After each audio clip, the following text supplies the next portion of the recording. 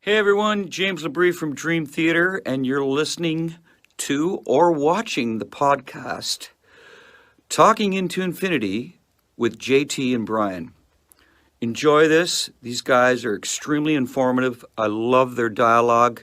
I love their interpretation of the songs, who and what we are, what we were going after. They're very accurate in their interpretations and descriptions, and I just think this is a great show, and these guys are doing a stand-up stellar job. So once again, enjoy Talking into Infinity with JT and Brian.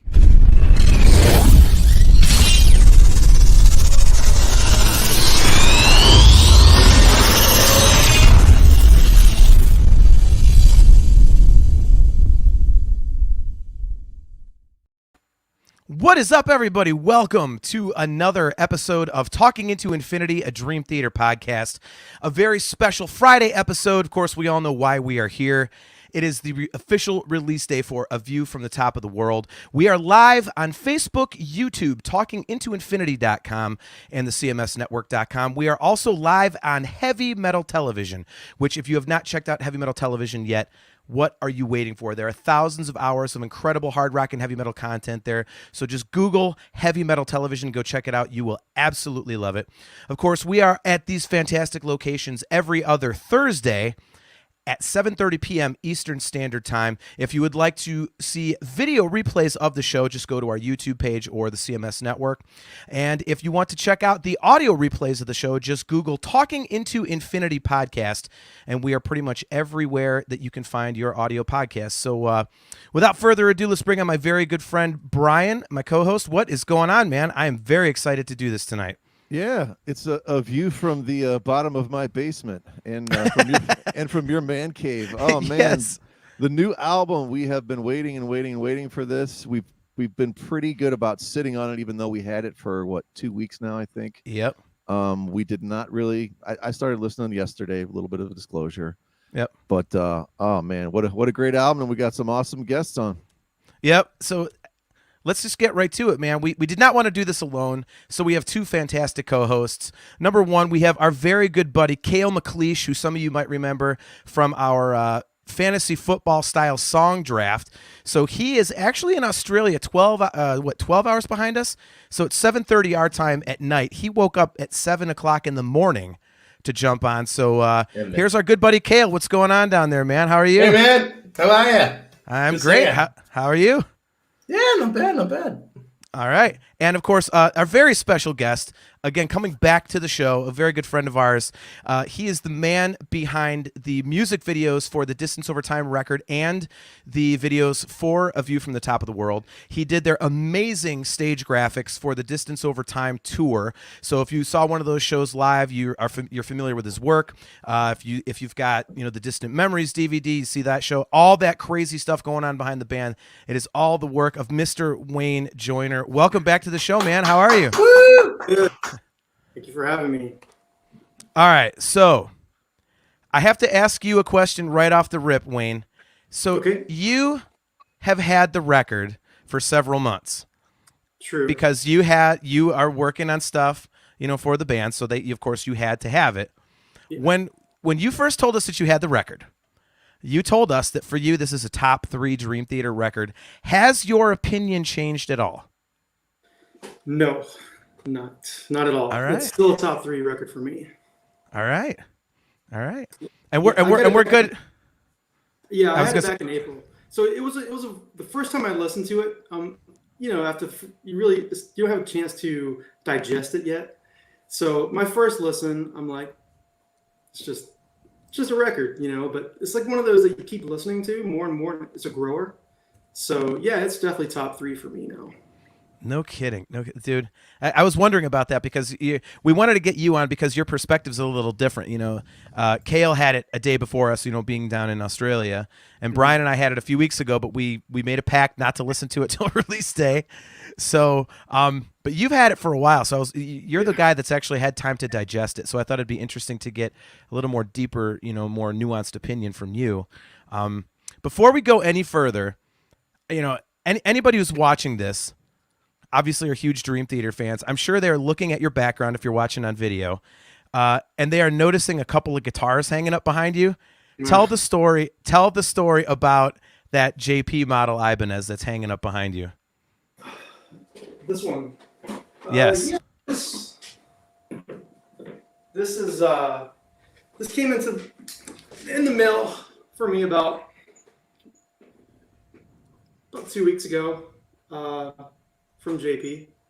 So it was a gift, and this guitar was used on Images and Words. This is the OG JPM. Man. So We're not worthy. oh yeah, it's very special. Stays So in the that is the John Petrucci Ibanez that was used to record Images and Words, and you are in possession of it. That's it. Man, I need to get that gig. That is so badass. Wayne, did you have any idea that was coming, or did all of a sudden like UPS shows up and you're like, "What's this?" I had a feeling. I've been bugging him about it for a while. I was like, if you ever can find one of those, it's like, I have it in a case somewhere. It's like, if you ever find that case and you're feeling generous, just consider it. That's how you know your work later- is good. Yeah. Yeah. It's like, yeah, your work is good when the guy's like, yeah, that iconic record we recorded 30 years ago. Hey, you can just have the guitar I used on it. Man, so all right, so let's just get right into this. So, Wayne, we'll start with you because you've had it for a while. So, what was your initial impression of the record when you first got it? So for me, my first listen, I really needed to see how it would made me feel visually, because I'm going to have to bring it to life visually. So, I got it. Luckily, the week that I got it, I was on vacation, so I could just chill on the beach, listen to it with some headphones on, and just get lost in it. And that's what I did. So my first reaction, like with the Alien, that was pretty hard hitting. Start off with track. At first, I didn't really care for it. Really? Okay. I kind of gravitated more towards the catchier tunes, the tunes that have had the more familiar Dream Theater sounds to them, like the keys and intro to what song am I thinking about here? Answer the Call. That sounds like something that could have been put on Falling into Infinity. Let's see, Awaken the Master hit me right off the bat. That H-string intro was brutal. So I just automatically I'm headbanging to that. I'm like, man, what am I gonna do for this? So yeah. My first listen, it didn't really hit me as a whole. The more and more I listened to it, the more and more I heard things that I didn't hear the first time. So it's just like a bunch of puzzle pieces that start clicking together. Right. And by the time I started working on it, I'd have to listen to each one of these songs at least 1 million times, as I'm working on it, hitting playback. So it grew on me like that. And then I could really dissect what all the guys were doing. I could pause the track and, Jordan's going to do this. Then I'm, John's going to do this. So for me, I mean, I got to live the record, so to speak. So I just, even with Distance has a special place for me as well, but this one, I just really feel like they stepped up their game. And James sounds awesome on it too. So that's definitely something that I noticed right off the bat. Oh, what's up? Chris Wilson says, hey guys, longtime Apple podcast listener. Thank you for that. Hope you guys love the album. I thought every song was a banger. Let's go. Happy new DT day. I'm with you, man. Thanks for checking out the show. Much appreciated, bro. Yeah, I think, and I'll get into this when I get around to my opinions of it. I think James performs very well on this record, but I think it's a very different record for him. I think it signals the start of a different way of writing for him. And I'll get into that more when I get into, my kind of initial reaction to it. Kale, so you've had it a little bit longer than we have, but not as long as Wayne. Just a little Obviously. bit. Well, Yep. Yeah. Not really. I mean, you guys have alluded to it that you've had it for a little while, but I've probably listened to it a bit sooner than you have.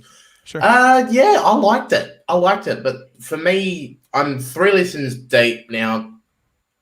As much as I love every song, it's kind of not got the staying power for me yet, which is, In I don't know, comparison is that to something you had, Wayne, where it's like record, but it doesn't really flow yet until it starts repeating? Or Yeah, that's Yeah, what I- for me. I'm I had to listen to it like over and over and over again. But that's like any of these like really deep thinking albums. It's not going to hit you right off the bat. It's not going to be like yeah, true. Queen's right, Eyes of a Stranger, boom, you got it. You know, this Yeah. you Excellent really reference. have to. And like with this, for albums that grow on me like this, they're albums that I'll keep going back to listening 15 years later. You know, so Yeah. it's a keeper. Yeah, For me, I think Transcending Time is probably one of the coolest ones they've got on this thing so far.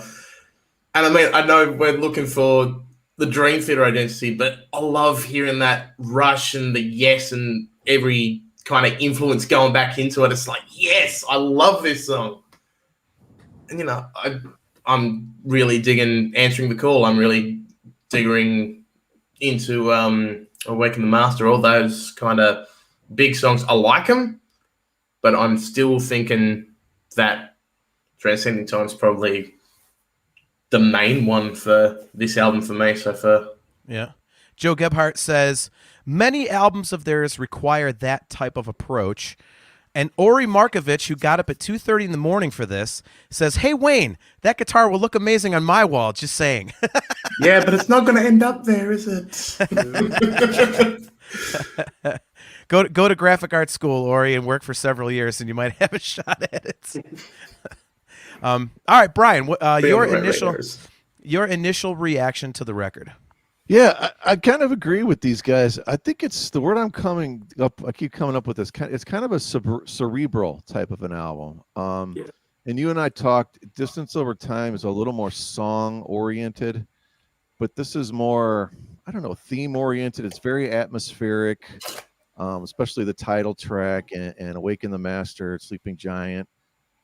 Those are very atmospheric, cerebral type songs, but they still got all of the heavy elements and the awesome pianos and James' vocals. I think are right on point on this. And like we were talking before, I don't want to take, I guess, probably what's your point, but he's definitely singing in a different, more restrained kind of a register. But I love all of it so far. There's only like one kind of tiny thing that sort of bothers me, but we'll talk about it later. So Matthew Powers, he says, "Hey guys, first of all, Matthew, thanks for checking out the show. Appreciate you. Hey guys, Transcending Time has such great melody. I'm happy to see that I'm not the only one who has a special love for the melodic and catchy side of Dream Theater." Oh, definitely. Yeah. I'll address that real quick. I have a thought about that song. To me, that song sounds like a better version of something that would have been on the self-titled record. Yeah. That definitely Yeah. sounded like something from Dream Theater, the album. Yeah. Adam Rishog, man, our good buddy. Wish you could be on with us. It's good to see you, though. Hope you lads enjoy the album. I'll be sure to message you once I listen. Long live Dream Theater. Yeah, and send us a link to the video you're making. You're doing an instant react. You're going to listen to it live. So let us know where that's at so we can promote that for you, man. We'd like to watch that. So good to see you. On the point of promoting things, shout out to 98 Podcast. They do a very good in-depth review of it. I enjoyed that. So, There you go. And All right. David Ellis asked me to shout him out, so Perfect. Yeah, accomplished. I'm waiting to listen to his review. I've heard they're not so high on the record, so I'm interested to hear that. But They aren't. I mean, they are, but then kind of critical in the ways that I think I'm going to be critical. I kind of agree with a lot of their points.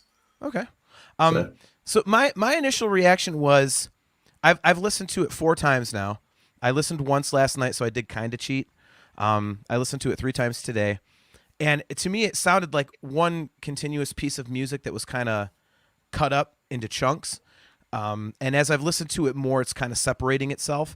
And so Wayne and Brian, excellent term saying it's a cerebral record. it's one of those things like, and to make a Star Wars reference, since I'm a Star Wars nerd, it reminds me of The Last Jedi, because when I first saw The Last Jedi, I was like, what the hell? I got to watch that again. Like, as there's obviously a lot of stuff I'm missing, and I kind of feel like this record is like that as well. I thought Dramatic Turn, or excuse me, Distance Over Time was a much more immediate listen. And Mangini's drums on this one, like I still, even after multiple listens, in parts it almost seems like overplaying, or I don't even know if I can call it overplaying, because that sounds like a very negative term. I would say just like a little busy at times, where it's like he could let a vocal shine a little bit more. And since we've already brought it up, let's jump into I jump into this. I'd love to get your guys' opinion. James sounds amazing on this record, but Brian and I talked about this on a previous episode. When you hear the Alien and Invisible Monster, when they released those as singles, we had said it sounds like he's kind of holding back a little bit finally. Like he's actually, considering the live environment in writing this stuff. And the rest of the record was like that for me too. He did not take those really high, like there was none of those crazy high, screams that he's known for. Did you guys hear that? Or is it just me? Or I definitely heard it. I mean, I love his approach on this, and I'm really glad he's not going for moments like in, let's say, Lord Nefarious, where he's going for that, where it's like, yeah, right. This is not gonna translate as well live. X amount of shows in, Yep. I'm glad he's looking at this from a preservation. Cool. Yeah. I mean, did you get that? Did you get that vibe, Wayne? Like, what? Again, you've sat with it for a lot longer than we have. Like, yeah, I think he played it cool. I think I don't think he was trying to go too high a register to singing this. I think what he was doing was fitting the music perfectly on this album. Yeah, I don't think he was trying to outshine at any moment. Just what fit. And I don't think he had to. He has 2 songs that he wrote on the album too. Which one? Now, which ones? I know one was the Alien. What's the other one? Answering the Call. Okay. Oh, nice. So the 2 best songs on the album, he did lyrically. So there you go. I think those are my 2 favorites. I think, at least so far. Yeah, mine is Sleeping Giant. That's my favorite one on there. I think Brian would agree. Chris Lynn says, podcast listener here. Thanks for doing this one day later than usual so I can catch it live. You're very welcome, man. It's Saturday at 7:30 a.m. here. Oh, so you're out of town like Kale is out of town like another country. So far, this album is definitely my favorite in the Mangini era. I've seen that online a lot. Brian, did you get that vibe off? Disagreement. Yeah. No, Well, you know my thoughts on my favorite Mangini album. But no, going back to the James thing, I think it's almost an evolution of, and kind of how Wayne was saying, it's more like, I think he's more of a compliment now than kind of like an instrument almost. Whereas like especially like Images and Words, like he's just got all those epic vocal melody lines that really cut through almost as a separate entity and instrument. And here it's more complimentary. But that's kind of how you have to be when you have so much other stuff going on in these sort of bigger progressive. Yeah, he's in the pocket. He's a pocket singer now. Yeah, and I to your guys' point, I think that is definitely punctuated by the fact that there is a lot of 3-part vocal harmonies going on in these choruses now, and that's something they have not really done. I mean, that stood out to me immediately. I'm like, okay, so James is fine. He's laying back. He's being smart about how to recreate this stuff live, and to bring that lush melody out that's usually there by his higher register. They're adding another layer of harmony to that vocal line. I thought that was really interesting. So, I mean, did any of you guys catch that? Did that stand out to you guys at all? The harmonies were a huge thing for me. It's like, wow, this is different and new, and it feels really good. I love the way it sounds. I hope they translate as well live as they do on the record, Wayne, and I think they will. I think they absolutely will. But Wayne, you know the set list. Are they going to translate live? I know the set list. I know the songs that might be on the set list. So. Oh God. Lucky Yeah. bastard. Some of the songs off the record will be on the set list. Some won't. Some Please other tell. ones will be on there. But Kale, he's not allowed to tell you what's on. Yeah, and I what's know, not. I know. That's why I didn't Yeah. finish that thought. You I heard wanna it say here something first. you Breaking said. news. Some songs will be on, some songs won't.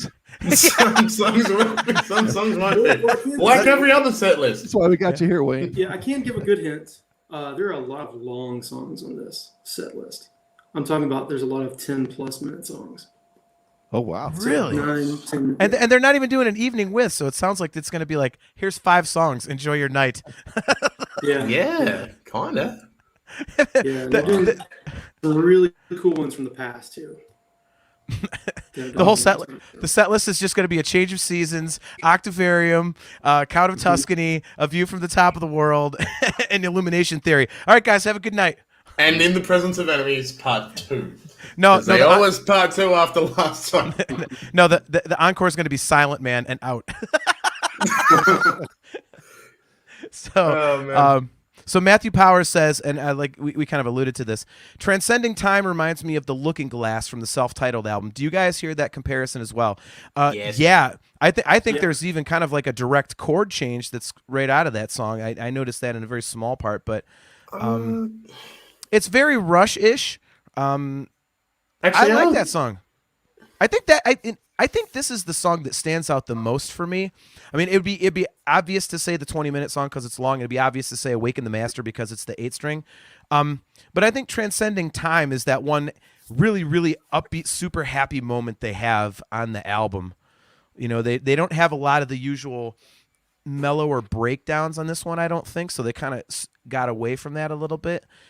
So I think Transcending Time is that lighten the mood kind of moment on the record. It really reminds me of, and I said before when we were talking Happy Song, you know, off Yes. his solo album. Yeah. It's got this, Yeah. this so There's- super. I mean, the video literally was makes you supposed to feel drop today good. for that. What's that? There was supposed to be a video for it released today. I don't know if the label's going to hold off on that. Really? Oh, For okay. Happy Song? Well, you would be the one to know. Looking it up right now. Now is that the now you did that video, right? And is this For the what? video for Happy Song? For Happy Song, John's song? Yeah. Song? Yeah. No, I think he's talking about Transcending Time. Oh, I thought you were talking about Happy Song. Sorry, Wayne. I thought you meant a video was dropping for Happy Song. Okay. Oh, All right. no. Oh, No. Okay, well, Transcending all right, Time never was mind. supposed to be released today. The video for it. Oh, awesome. Okay. Well, then never mind. Then my question was going to be completely off point. So there you go. But there is Chris, a video dropping for John's stuff pretty soon too. is that the one for with all the Temple. Easter eggs you told us about? Yeah, that's for Temple of Circadia. Still Yes. working on that. That's going to be the full-blown 2D animated thing. That's Awesome. All right, so let's see here. So Chris Wilson asks, where does this epic rank to the others, or is that an idea for another show? If you're talking about epic, if you mean like the 20-minute long song, yeah, that is an idea for another show. Brian and I are going to rank the really long tunes, so we'll have to hold that back, Brian and I. But Kale and Wayne, if you guys had to rank the title track, A View from the Top of the World, in terms of the long epic songs like A Change of Seasons and Octavarium, obviously, like where would you guys put this one? Right off the top of your head, what's your initial reaction? number Apparently 3. this is I'll put it- number 3. Which ones are ahead of it for you? Change of Seasons, of course, is number 1. Count of Tuscany's number 2. Oh, you're speaking Brian's language. He's a huge Count of Tuscany guy. All right, Kale, you're on the It's spot. hard to say, really. It hasn't sunk in enough to give it a fair ranking. All right, Kale, I'm going to call right, you so- out. I'm going to call you out because that is not a true answer. That is not an honest answer. We were messaging about this, and you are not a fan of the title track. Are you going to allow him to use? I in the wasn't on presence my of first enemies? listen. I wasn't Okay. on my first listen. But as it's gone along, it's gotten bigger for me. I don't know. I'm still digesting it. The first time I wasn't that big on it. Okay. Listening to it more, it's kind of still sinking in. So I think my answer is both true and not. Okay. All right. Again, Brian and I we'll reserve our opinions until we do that episode, because that, we don't want to give away content because we have to keep producing content. So Yeah. It doesn't feel that long to me. I probably listened to the title track more than the rest, even though it's a 20-minute song. But I don't know. It doesn't feel 20 minutes. Yeah, it's weird. So it also doesn't quite feel as much of an. Sorry, go ahead, Wayne. Go ahead. Oh yeah, that video took forever. By the way, trying to come up with I'd imagine. Yeah, it was crazy, man. So, because basically the song is about people who live on the extreme, who do extreme things like jumping on airplanes, climbing Everest. So I had to find I ended up finding about 30 to 40 terabytes of stock footage that no one else has ever used for anything. So this would be all original to work for this video. And it's like it's in pieces. It's like the first part, there's people climbing up, snow-capped mountains. And then in the middle of the song, John wanted me to take it like underwater. So that's how I see the song. I see it like there's these people climbing a mountain, there's people jumping out of planes, there's daredevils, there's people underwater. Now we're climbing the mountain again. And then at the end, there's someone on top of the mountain. So that's kind of the way that I see it. So 30 to 40 terabytes. God. Yeah. So how long did it take you to do that one video? That one video probably took about a month. God bless America. Wow. Wow. I'm looking forward to seeing that one then. Yeah, I got it done on July 4th, actually. God bless America. Nice. Is that on the Blu-ray or? It's on the Blu-ray, and sweet. Not giving away spoilers, but kind of giving away spoilers. It will be live as well, so you can watch the whole thing. That's awesome. Live. Yeah, I'd imagine that would probably be one of the big ones to bring out live. They usually do a title track, don't they? All right, so I need to ask you guys about the drumming on this record because it is absolutely monstrous. But as I said with my brief little immediate reaction at the beginning, there are times for me where it's a little bit much. I think a few times for me it kind of overshadowed the vocal, and I don't know if that's just me hearing that because I am a singer, so maybe I'm a little sensitive to that. So my opinion might not matter as much. But I was wondering where you guys came in on that because obviously I think the last record was definitely Petrucci's record, and I feel like this is kind of like Mangini's record. Where do you guys stand in terms of Mike Mangini's performance on this one? You want to go first, Wayne? Wayne? He's trying to prove something. I think he's trying to all the naysayers. Do you think he achieved it? I do. I think he achieved it. And you're right. I do think some of it is overkill from here and there, but I think he was trying to prove hey, this is my job now, and I'm going to show you why it's my job. Yeah, I think the thing to me, I listened to an interview, with him from I think it was this week maybe. And he was talking about the fact that these songs are difficult to memorize because instead of, the parts repeating themselves, he tries to do something different on the 1, 2, 3, 4, 5. It's all this different stuff, and I can kind of hear that because it's kind of as a listen, it kind of keeps you on the edge of your seat. There's always stuff so many things coming at you, and I think a lot of that comes from the drums. And that's very unique in their catalog. Usually the drums, they have all the crazy busy stuff, but we're used to it kind of anchoring in parts. And this one, he just kind of is flying all around, just kicking ass. So, I think your assessment is dead on, Wayne. That's kind of what I thought too. Finally, he's he's been reading the message boards. He's I'm effing tired of hearing about this Portnoy Mangini crap. So here, I'm the drummer. So check me out. Yeah, so, I think that was for all the Portnoy widows. Who's the man now? Yeah, I mean, and I think he's got every right to do that. By the way, I mean if I was him, I'd be ready to just rip people's heads off for that. It's for the love of God, it's been 11 years. Get over it already. I hate seeing that stuff on message boards. I'm will you just stop it? Yeah, me too. Like, come on, dude. They've done 5 records now, and it's like it's phenomenal music. And you know, I mean, Kale, you play drums as well, so like you've got a perspective on this from a musician standpoint. Where do you stand on that?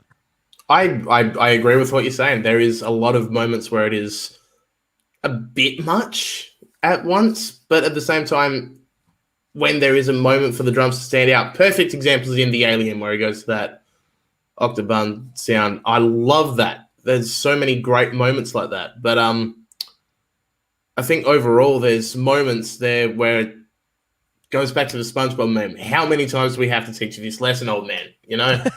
He's just like, I'm done. I've had enough of taking your crap. Here's my masterpiece. Yeah. Shut up. Yeah. Like I said, I mean, he pays attention to this stuff, and it's like it's just so old. I mean, it's weird. Like I saw something today that I'm not sure how I feel about this comment. Somebody said, thank God for Mike Mangini, he saved the band. And I saw your response to this. Yeah, but and I commented like, saving what? Like they were huge when Portnoy left. Like what's there to save? But then, I guess there is another angle to it, which is, that the sound did change when he came into the band, and the dynamic between the members kind of changed. So I don't know where to stand. They all get along now. Yeah. I mean, it's so funny. I was thinking about that, Wayne. Like, there's still people like, oh, I hope they get, Portnoy back to do a couple records. And it's like, dude, it couldn't work. No. Like, and I think the recent tour postponement is. Did kill each other. Yeah. Yeah. I mean, there's no way it would work. I mean, just stuff like, the recent postponement of the tour. Petrucci just came out like this week or last week and said, yeah, that wasn't a unanimous band decision. 2 of us wanted to do it, 3 of us didn't, so the 3 won. And he said it was him and John Mayone wanted to tour. The other 3 didn't, so they're like, all right, we're not touring. If Portnoy's in the band, he's just going, F you, we're going on tour. That dynamic is gone, man. So, well, but I have to wonder if that would have been affected by the times as well. You would have never got your favorite album, John. You would have never got The Astonishing if Portnoy was in the band. So I think when people say save the band, I think what it really did was fully unleash Petrucci to, sort of take over a bigger role. And, hey, I don't have to run this by Portnoy, if I want to play this or if I want the song to go this way. Yeah. I love that JP is taking over the reins of the whole thing. I think it works amazingly well with him at the helm, just because he's able to run things like Portnoy did, but he's not that just domineering, dictator kind of personality that Portnoy was. It's like, and I don't want to diss Portnoy. He's a super, super cool guy when I met him, but like, he's just, John Petrucci isn't as ballsy as he is. He's more diplomatic about things from everything that we've read. And I think it just works so much better. Well, I mean, you laughed, but I wasn't joking about The Astonishing. There's no way that Portnoy would have said, okay, you and Jordan go off and write an album, and we'll just sit here and chill, and then when it's done, we'll put our 2 cents in. There's no way on the planet. Zero. And I don't think he could have taken as much of a back seat as Mangini does at parts. Yeah. Yep. I think he would have overplayed the hell out of something like The Answer. I don't think The Astonishing is an album that could have been made 12 years ago. It could not have followed Black if we Clouds, stayed with the band as it was after. Crap. Nice work, Cal. If we stayed with the band as it was at the point of Black Clouds. Yeah. Sorry for everyone that just had broken ears for the mic falling over. You're rookie. So getting back to the new record, again, one of my other thoughts, as I said, it's separating a little bit more as time goes by. This really has the feel of one giant chunk of music that was chopped into pieces. That's kind of the feel I get. Yeah. And I think because of the drums, it has a little bit more of a loose structure and feel to me. which I think is going to really appeal to me down the road, because my favorite record is Talking Into Infinity. Much as Brian just said, it's the astonishing. It's actually Talking into infinity? Oh, or sorry, Falling Into Infinity. I'm so used to saying the show name, dude. Wow, thank you for catching that. It's one of my favorite records too. yeah. That's a top for me. Yeah, see, you and I have talked about that, Wayne. It's like we are definitely in the minority of Dream Theater fans. But Falling Into Infinity is my favorite album because it does have a little bit more of a loose feel to it, a little more openness, and I kind of feel like this one, like that record, in terms of this feel, the more loose, open kind of, aesthetic, like Falling Into Infinity is the way that Portnoy would have done it, and because of Mangini's style, this is how Mangini would do it. So it's kind of like they're cut from the same cloth to me. Yeah. As much as I love Falling Into Infinity, almost did it again there. That one, the songs, some of them kind of blend together a little bit for me as well. So I think this one's going to have some staying power for me once I really dig into it for that reason. Yeah. I mean, where do you guys stand on that? Like we talked about, Distance Over Time is more song oriented, and everything is very different from the previous. Whereas this one there's a lot more similarity between the songs. Like, where do you guys land on that? It feels like a giant soundtrack. I mean, especially the title track. Yeah. I mean, it feels very. I bet, Wayne, you must have had a field day with this. I mean, once you sat down and really dug into it, like you're listening to these songs and you're feeling like you're feeling like you're on top of the world. You're feeling like, there is a sleeping giant coming or whatever. Like, I don't know, you're just feeling all of these emotions, and like it's just it's super powerful to me. Like, especially if you just kind of sit there with the headphones in the dark, and it just sort of moves you. Like there's a really exhilarating experience listening to this. Yeah. So with these visuals, I didn't really get much direction. Like John's like, here's the album, here's the lyrics. You're free to do whatever you want to. So I'm like, okay. So I just started doing things, man. And some of the tracks I started kind of like hitting walls, I guess. Like Awaken the Master. That song is about, my young wrote that song. And that song is about, like your inner self. Like your inner heart, like, I don't know, like yoga, meditation. So, and that was a tough one because it's such a heavy song with such a, I don't want to say use the word light, but a nice message to it. So that one was tough to try to like find to the balance with the heaviness and the lightness. So with that, I kind of did that, I took Q's art for that. Well, I did for all of them, but for that one, I took like the snow mountains and angels. So basically, I have a giant statue that awakens.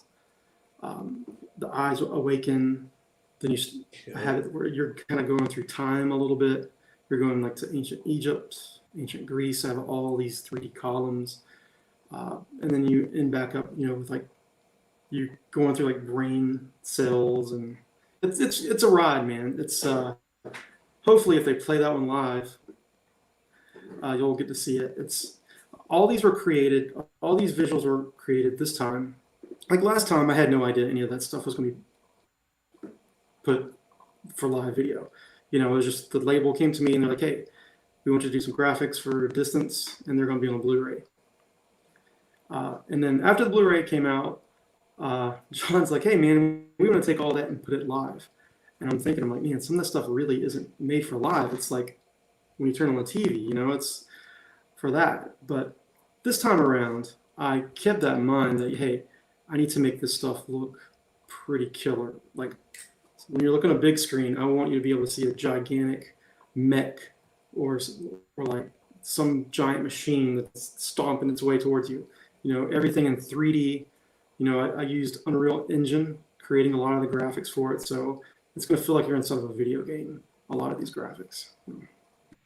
That's awesome. Unreal Engine was the... I had to yeah, man, Unreal Engine it's crazy. That's awesome. I would love to dig in offline sometime because it's a total nerd conversation. I would love to dig into how this stuff just comes to fruition, like how you start doing a project, like how this stuff works. It's just fascinating to me. But... So Well, I think it's fun that you bring up that you're using Unreal Engine and all of that kind of thing, because Awaken the Master, my first feel was, welcome to Doom. And then my next note was, I love how it feels like the start of it's the boss battle of a video game. And then when it hits into that melodic, it's almost like, boss is dead, here's the end credits, here's the rest of the song. That's what that one stood out to me feeling like anyway. But that's such a cool vibe. I love that. I love that they can take me to that kind of arena style. And it's fun listening to your thoughts on this, because it's like everything I'm hearing, it's like I can't wait to see what Wayne's going to put to this. I can't wait to see what that's going to look like. This is going to be awesome. I just want to see what you've got in store for us. I think there is a certain... Yeah, man. I mean, with Distance Over Time, it happened as well. It was like, this is what the song sounds like. What's its visual identity going to be? And I think you nailed that. You definitely nailed that for the entire last tour, and especially for the Distance stuff. Yeah. I mean, well, since you bring it up, I mean, Thanks, let's talk. Oh, go ahead. Sorry, Wayne. Didn't mean to cut you off. Go ahead. No, you first, man.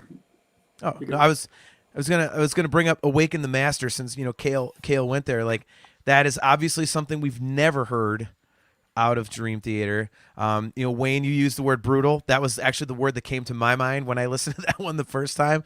I was like, wow. And I think that record is one of the standout tracks for me, not just because because of how different it sounds because of the use of the 8-string, but I was really interested, and I wasn't worried about this because obviously it's Dream Theater. They're not going to do what normal people would do with an 8-string, which is just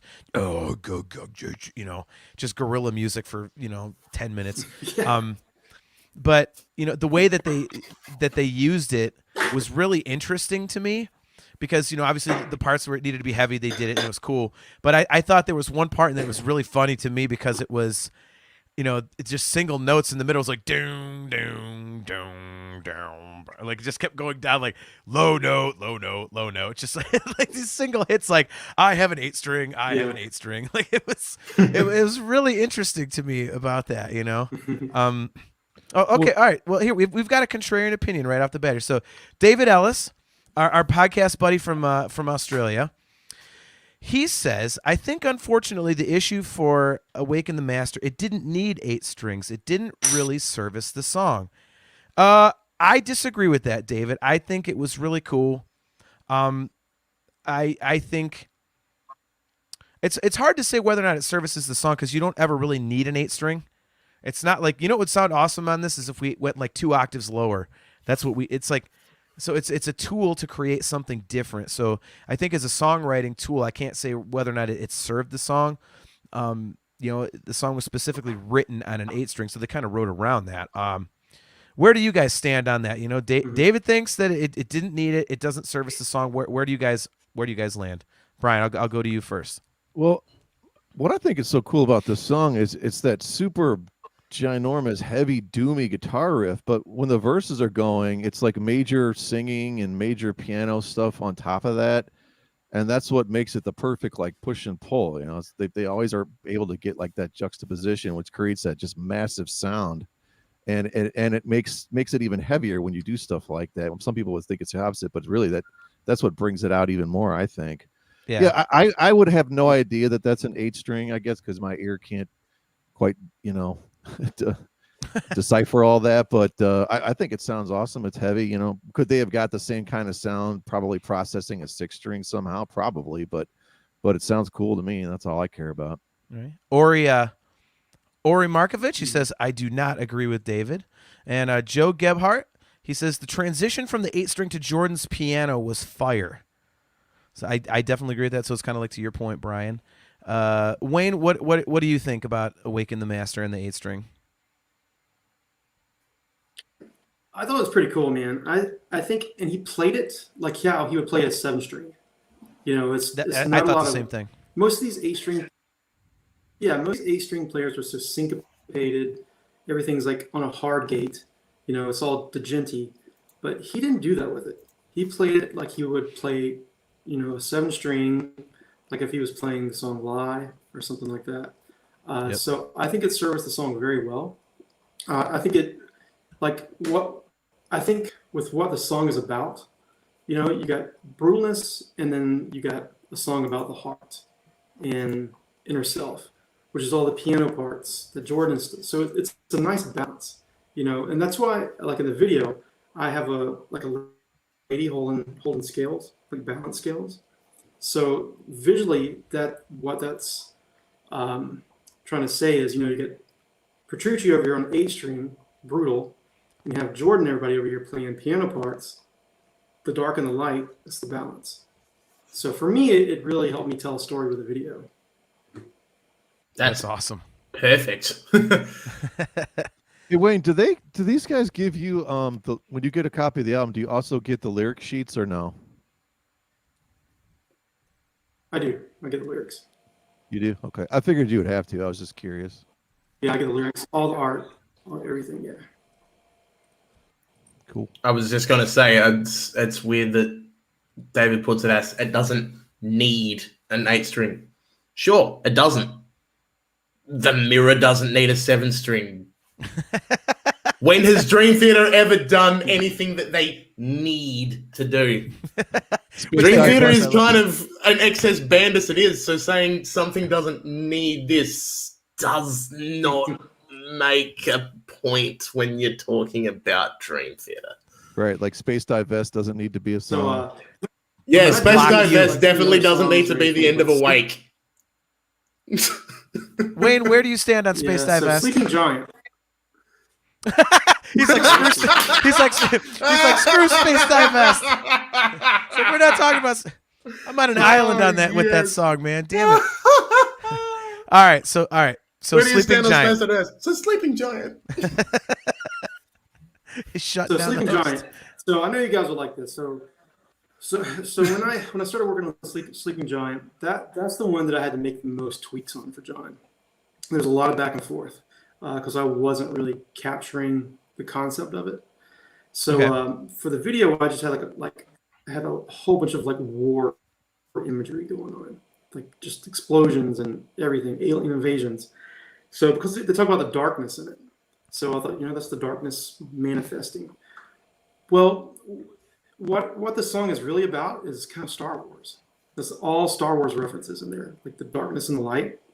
So that's basically Yoda's conversation to Luke is in that song. Just John. I have a new rewrote it. favorite song. Okay. You know. I agree with you. So yeah, listen. Next time you listen to it, listen to the lyrics and think of Yoda talking to Luke. That's what the song is. Damn, that's awesome. Yep, I'll be really into that when I get the lyric sheet. Wow. Well, Giant? hey, Brandon just says it. He says, you know, Sleeping Giant is my favorite song on the album, one of the best songs lyrically over the last decade. Well, if it's Star Wars related, it's one of the best songs lyrically, period. Anything Star Wars is awesome, man. Giant sleeping he is. That was not a good Yoda. That was not a good Yoda, man. We are not devolving the show into Star Wars impersonations. Why not? That was pretty good, man. I'll save it for my crappy Star Wars show. Wow, I'm gonna have to definitely listen to that. I have to admit I have not paid a lot of attention to the lyrics yet. The ones that I have, they all sound kind of like motivational. This sounds like a motivational album, like kind of like a more upbeat, positive message type of an album. I would say. I mean, again, you would know better than we would, Wayne. Is that kind of an overall theme with it, or?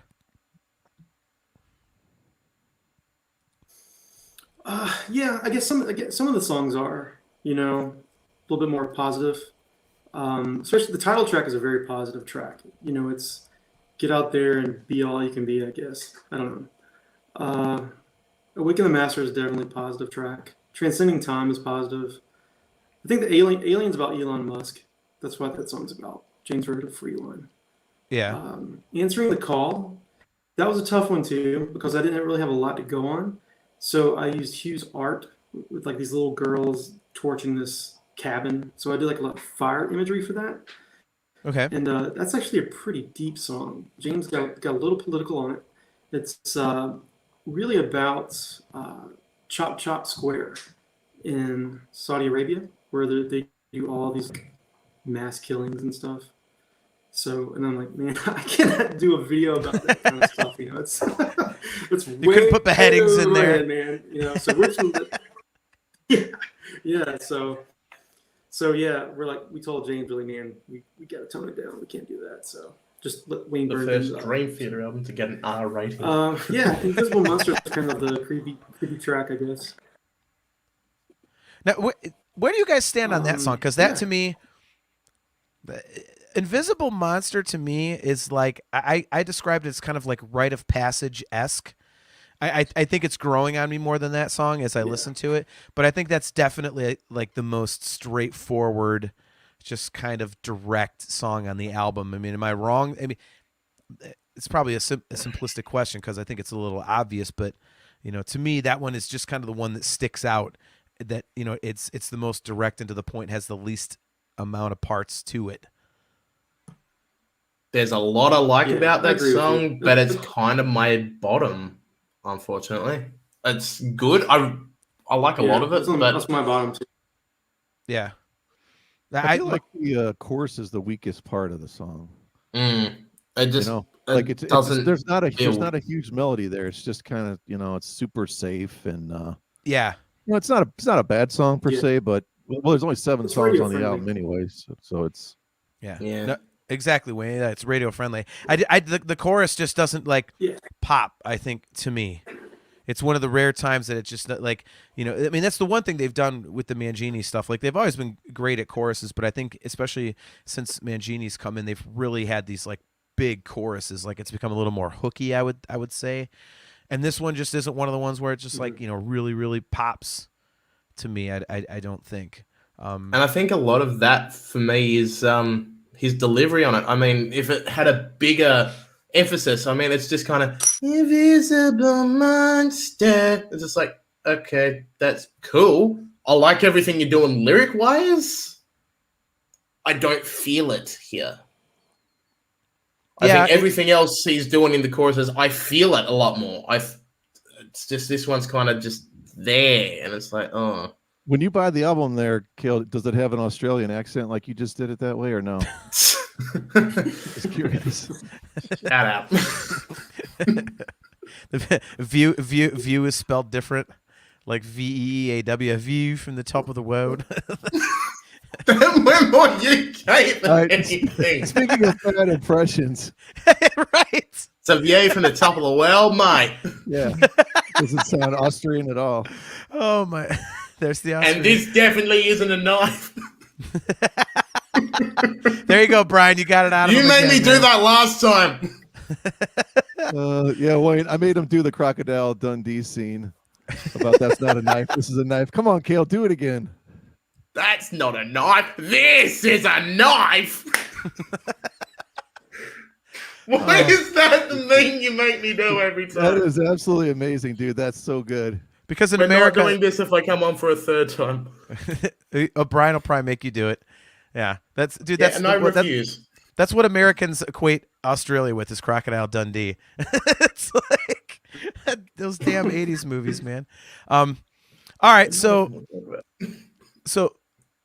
last song on the album. Let's dig into this a little bit. Since it is so long, we'll do another roundtable. Wayne, your first impressions of the title track "View from the Top of the World" when you first got the record. So with that one, I saved it for last because I didn't want any other songs on the album to pollute my vision for that one. So I didn't even listen to that song until I got done with all the other songs' graphics, visuals. Just because I wanted to just tackle that one on it's like if it was an album by itself, you know. So once I got into it, there's parts that I think are just absolutely crazy on it. Then, you know, there's some parts that kind of slow down a bit, the pacing on it. There's parts that do remind me of A Change of Seasons mixed with some train of thought at times. And I guess the overall message and lyrical content for the song is pretty cool. You know, it's people climbing Everest and going to the Mariana Trench. So it's kind of a cool concept. Usually their big epic songs are about something depressing, in an octavarium or whatnot. But so this is it's a very positive X Games type vibe to it. All right, Kale. What about you? Your initial reaction to the title track. I liked it a lot. I love that. I feel like I'm scaling the summit of a mountain when I'm listening to that intro, and I'm noticing with the way that the band's holding the rhythm there, I'm feeling False Awakening sweet. With the way that part of the orchestration is set out, I'm feeling parts of A Better Life. When Jordan starts putting a bit more keyboard into it, I'm feeling the start of Bridges in the Sky. I'm feeling a whole lot of it's kind of building up on the last few albums and also making its own entity. I like that. I love a lot of that. I think the ending itself might have been a bit too long, but the journey there is really, really good. And when it kicks off into that instrumental bit towards the end, it's just like, right, here we go. Metal's on. Let's do it. Yeah, I think that's going to be one that absolutely kicks off live. Yeah, that's, I agree with that. I think that's one of those songs that when you hear it live, you'd be like, okay, now I really get it. Like, that's one of my thoughts on it. All right, Brian, your initial reaction to the title track when you first heard it. I'll agree with Kale about the Bridges in the Sky vibe. I got a real dramatic turn of events vibe on this one. Probably because, as I've stated many times before, it's my favorite Mangini album. But especially, man, I love that clean electric guitar, little breakdown in the middle. It's just awesome. I love that little.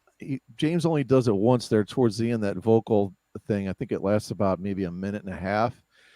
And the only problem I have with the song is right after he finishes that vocal thing, I don't know what in the world they're doing to try to get out to end this song for like the last, 45 seconds.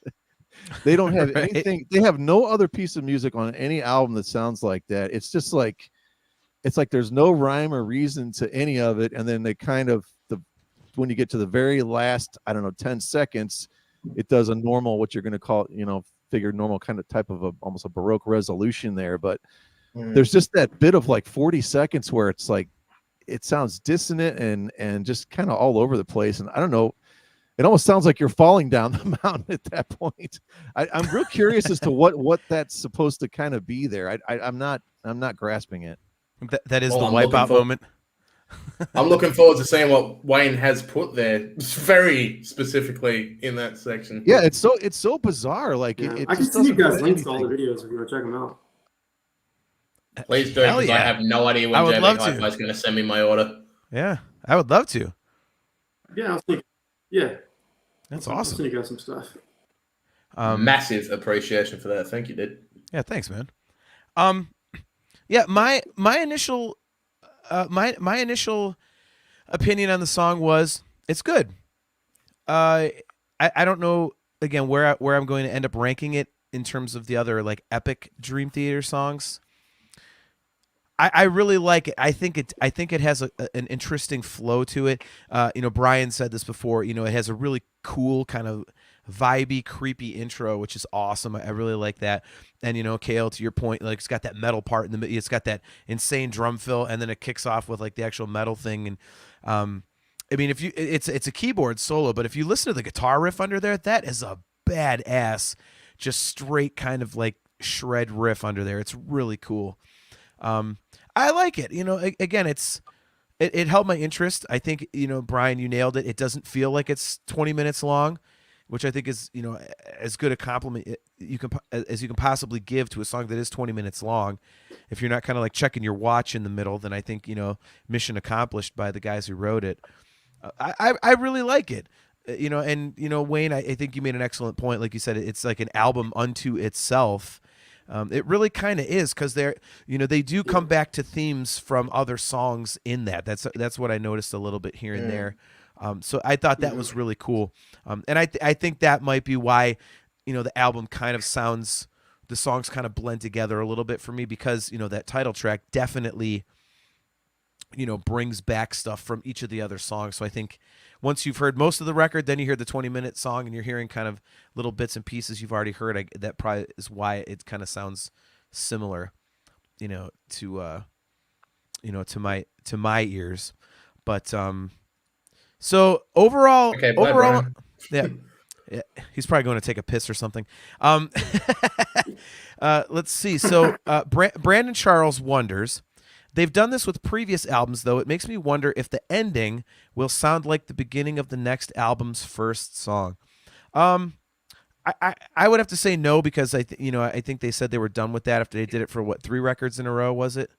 Because it was Scenes from a Memory, and the Into 6 Degrees. Scenes, Into 6, Into Train, into Octavarium, and then Octavarium goes back on itself, which I think this one does, because it goes back to that right at the end. He's going back into that way he's hitting the that goes back into true. So it's kind of roundabouting itself like it does on Octavarium. Chris Lynn, look at this. He must know music. They revealed in a previous interview that the intro is in 23/8, kind of like a spoiler alert for me. Took away some fun from the first few listens. Still amazing, though. I give you a lot of credit, man. If knowing a song is in 23/8 took away a little bit of intrigue from the listens to you, man, that's pretty awesome. I heard that interview, too. I think it's one of the big one. They did a 3-part interview from DTHQ, and I think that's where they mentioned it. And I was like, God, one of these wonky things like 1917 or whatever. Like that's absolutely crazy. So, all right, Brian is back. He's he's done taking his piss. You have returned. I had to plug in the battery there, Spaz. No, you're older. I'm sure it's a prostate issue. It's okay to admit. You want me to reveal what you did on a podcast not too long ago? Wait, you had to plug the battery into what, Brian? Oh, God. You can out me for pissing in a garbage can. That's fine. This is behind the scenes. I have no shame. The show must go on, man, and I couldn't hold it. So I still can't believe you did that on air. Well, nobody knew. No, so there you go. Wait, which episode was this? I think I missed something here. No, it was a different. It was. I've done it twice, but it was one of those things you just can't. You've done it twice. Oh my God! Not only once on our show. Don't worry about it. Oh my gosh! But if you ever see me put somebody in a solo layout, I do it to kind of like, emphasize that speaker. But every once in a rare while, it may be me actually running across the room to my garbage can. Now I have to wonder, because you've done it to me twice, and I think you've done it to Wayne twice. So it has not happened tonight. There has been no garbage can peeing tonight. I can confidently say. So, all right. So before we get out of here, final immediate reactions to the album. Cale, Brian, and I will go first. I'll start. Again, going back to exactly what you guys said right at the outset, a very cerebral record. It's growing on me as I listen, which I think bodes well for its lasting effect on me as a Dream Theater fan. I think it's going to stick around a lot longer. In my experience, the records that have hit me immediately, I don't go back to them as much, with the exception of Distance Over Time. So I think this one, I think it's very, I think it's going to be something I constantly find something new, like little parts going, oh, I didn't notice that, or oh wow, check that out. And especially in the live environment, I'll be like, oh man, I never noticed that. So it's very interesting to me. I think I like the fact that it's a cerebral record. I like that it's, makes you think a little bit. It's like that there's nuances. It's layered. It's got fantastic production. Again, it's quieter, like Distance Over Time was, which I don't like that because I'm half deaf, so I want something loud. But yeah, I think it's cool, man. I think it's cool. I'll be interested to see where it slots in for me in terms of my favorite records once I've digested it for a bit. Cale, your final thoughts on your initial reaction to the record? Just something I didn't point out before. I feel like Sleeping Giant is really a bit of a Liquid Tension holdover in those riffs. I don't know if you heard that, but yeah, especially in that solo section, I'm feeling When the Water Breaks very, very specifically. Okay. But I'm loving the unison solos on this album. I'm loving the riffs on this album. The problem for me is that there's a bit more chug than riff in a lot of these songs, which I don't know. I don't know if I like that as much as I would on other records. For me, I was looking for a bit more melodic. It feels weird because this is a melodic album, but there's so much straight chug. I don't really know what to say about it. Yeah. Okay. I think it's a great album. But until I get that staying power, I don't know how I can rank it. It's kind of without its spot for me at the moment. But Okay. I'm liking it. I'm finding different stuff in it every time. Yeah, I think this is going to be a grower. Okay. Awesome. All right, Brian. Yeah, I'm interested to go back and listen and really listen to the lyrics now because there is so much going on musically. And, me being a keyboard player, I'm always focusing in, primarily on Jordan and it's all the great Moog sounds and the great piano. And the very last time I listened to the title track just for the show, I was able to kind of start listening to the lyrics, and I could totally relate now to how Wayne was describing the song. So I'm going to really be focusing in on just, what are those lyrics, exactly what's he saying, and kind of putting that extra piece to it. And I love listening to albums like that, where it's kind of like, okay, I'm sort of getting the vibe down now, or, okay, what are the lyrics really doing? What's this, sort of relating to? And I just think it's it's a great piece of music. It's only 7 songs, but I think it says a lot. And it's weird because isn't it an hour and 10 minutes total? Yeah. Is that Yeah. correct? Like I don't know. It doesn't seem anywhere near that long to me because it's only 7 songs. I know we got 1 20-minute in there, but I don't know. It still blows my mind to think that this is a 70-minute album because it just doesn't feel that way to me. And I think that's ultimately a good thing. Yeah.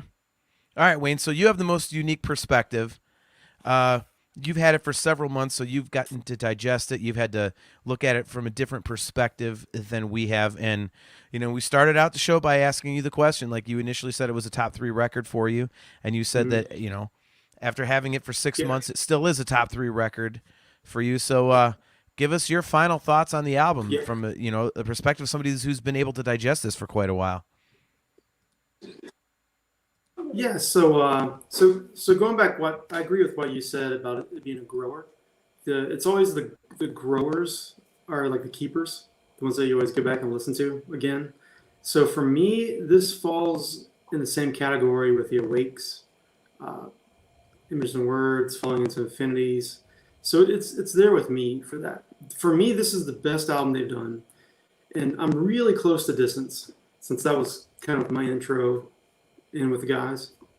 So for me, this is the best that they've done since Scenes, personally for me. I think the guitar work is the best. The drumming is the best. Too much at times, like you said. The key work from Jordan on this, I think, is his best too.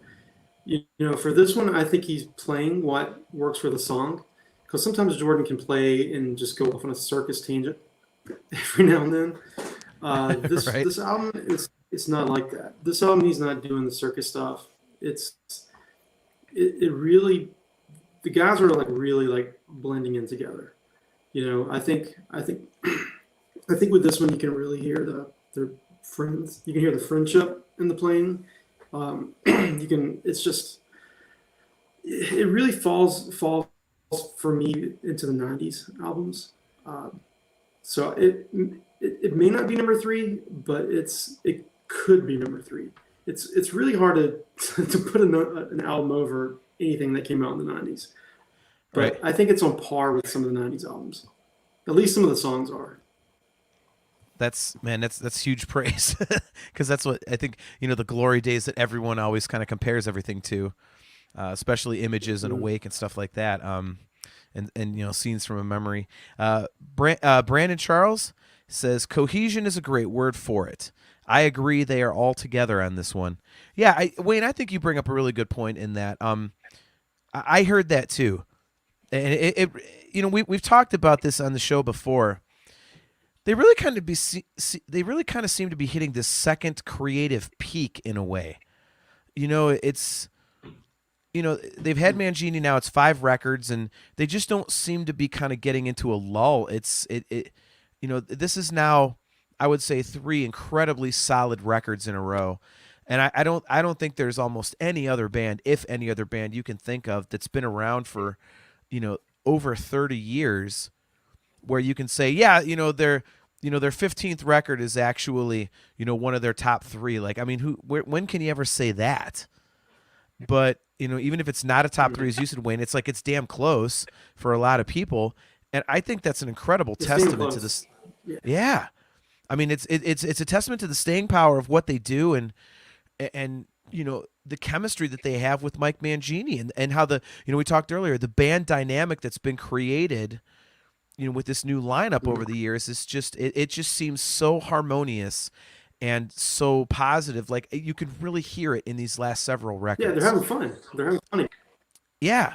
I mean, pulling the curtain back just a bit, and you don't have to like tell tales out of school, but just in a generality, if you have had conversations with the guys, have you talked to like Petrucci or anything like that? Have they mentioned anything like that to you? Like, hey man, it's going so great because of yada yada. Has that been said to you? Have you gotten into any kind of personal conversation with them about this at all?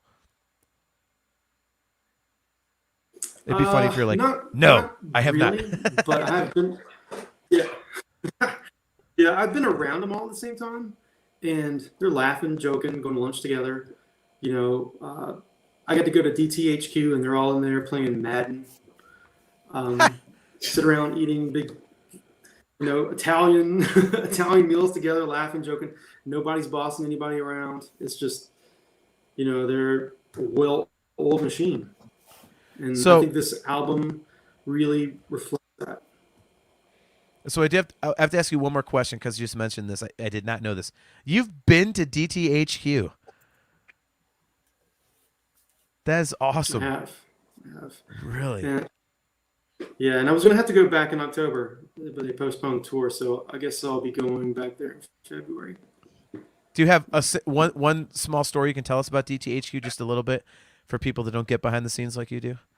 Or we have to hold that for another episode when you're allowed to talk about it? DTH. Let's see. Well, I know there's. You can just tell us what it's like in there, I guess. It's kind of weird, but there's. Yeah, it's cool, man. They got their little practice room in there, and it's funny because John called me in there. He's like, "Hey, man, come here for a second." I'm like, "Dude, I can't walk in there. I'm not worthy. What are you talking about?" So come in here, and then he showed me his guitar rack. He's like, "These right here change the temperature of the sun."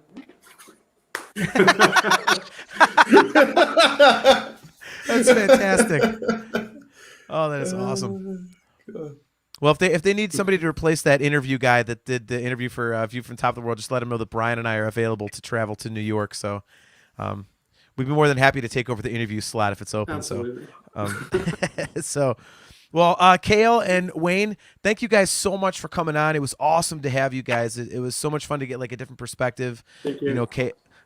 Cale, thanks for waking up early in the morning. Obviously, Wayne, you bring a very cool perspective because, from the artistic side of things, and you've had the record for quite a while, and that's awesome. So, Brian, it's been a blast again. I'm going to steal your line. I can't believe it's been 2 weeks. 2 weeks in a day this time, but, Yep. Yeah. So, well, cheers for having me, man. It's been good. Not a problem. Hopefully have you guys on again. Wayne, obviously, if you keep working with the band, you're welcome on whenever. And if you just want to come on and bullshit about Dream Theater, just be like, hey, man, I'm going to talk about Dream Theater. I'm coming on. Okay. Yeah, man. Yeah. So thanks to all you guys for checking. The James stuff gets announced. Maybe Yes. Yeah. I would love to do that because we are huge fans of the solo James stuff. So that's actually going to be our next episode. Is actually in 2 weeks, not on Friday, on Thursday. So it will be Thursday, November 4th at 7:30 p.m. Eastern Standard Time. And Brian and I are going to break down our favorite James LaBrie vocal moments. So we're going to dig into one of my personal 2 favorite vocalists on the planet, Mr. James Labrie of Dream Theater. So check that out again. Thursday, November 4th at 7:30 p.m. Eastern Standard Time. Again, you can find us live every other Thursday on Facebook, YouTube, talkingintoinfinity.com, and the CMSnetwork.com at 7:30 p.m. Eastern Standard Time. You can find us on all your fine podcast apps if you want to check out the audio replays, and video replays are on our YouTube or the CMSnetwork.com. So just Google us. You'll find us wherever the hell you want to check out Dream Theater content. So thank you guys very much for hanging out. Cale, Wayne, thank you so much. Brian, it's awesome to do this yet again. And we will see you guys. We'll see you guys in 13 days. So Thursday, November 4th at 7:30 p.m. Eastern Standard Time. And we'll see you guys later, man. Carpe diem.